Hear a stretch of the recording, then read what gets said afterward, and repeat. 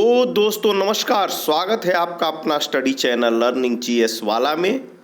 तो दोस्तों, आप यदि नौकरी के लिए तैयारी कर रहे हैं, इंतज़ार कर रहे हैं, तो ये एक बहुत अच्छा अवसर समाज कल्याण विभाग में आया है जो आपके स्क्रीन पर दिखाई पड़ रहा है। दोस्तों, यह भर्ती काफ़ी इम्पोर्टेंट और अच्छी नौकरी है। समाज कल्याण विभाग में समाज की सेवा करना और वेतन भी पाना, दोनों एक मनुष्य के लिए जो जरूरी होता है वह हितकारी है। तो चलिए दोस्तों शुरू करते हैं। इसकी क्या क्या योग्यताएं हैं, क्या करना है। तो समाज कल्याण विभाग भर्ती 2024 के पद और योग्यता क्या होगी, इसके बारे में हम देखते हैं। इस भर्ती, आप जैसा कि स्क्रीन पर देख रहे हैं, इस भर्ती अभियान में विभिन्न पदों के लिए आवेदन आमंत्रित किए गए हैं।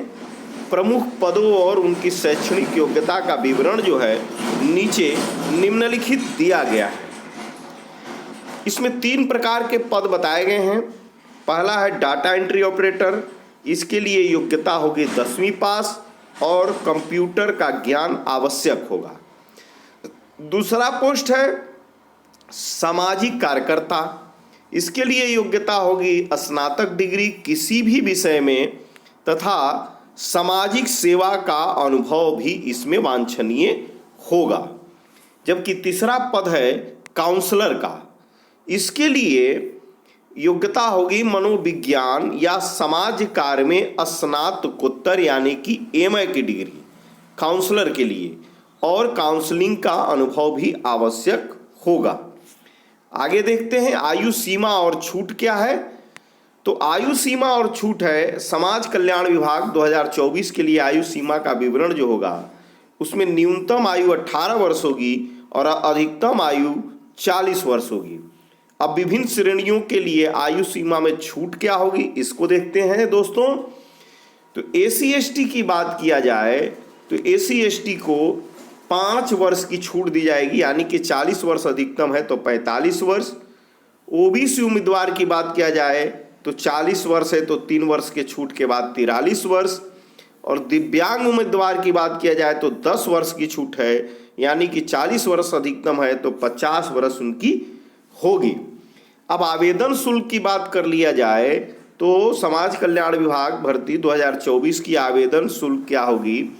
तो सामान्य और ओबीसी वर्ग के लिए 500 रुपये, एससी एसटी दिव्यांग के लिए 250 रुपये और महिला उम्मीदवार के लिए 250 रुपये। आवेदन शुल्क का भुगतान ऑनलाइन माध्यम से ही किया जाएगा। समझ रहे हैं दोस्तों ना। अब इसकी परीक्षा सिलेक्शन माध्यम क्या होगा, तो लिखित परीक्षा होगी। यह परीक्षा सामान्य ज्ञान, तर्क शक्ति, रीजनिंग और संबंधित विषय पर आधारित होगी। कौशल परीक्षण होगा कुछ पदों के लिए जिसमें कंप्यूटर की आवश्यकता है, और फिर इसके बाद साक्षात्कार होगा। लिखित परीक्षा और कौशल परीक्षण में सफल उम्मीदवारों को साक्षात्कार लिया जाएगा, और फिर चौथा स्टेज दस्तावेज यानी कि आपके डॉक्यूमेंट सत्यापन कराया जाएगा, और इसके बाद आपको चयन कर लिया जाएगा। तो चलिए दोस्तों, आपके लिए एक अच्छी न्यूज़ है।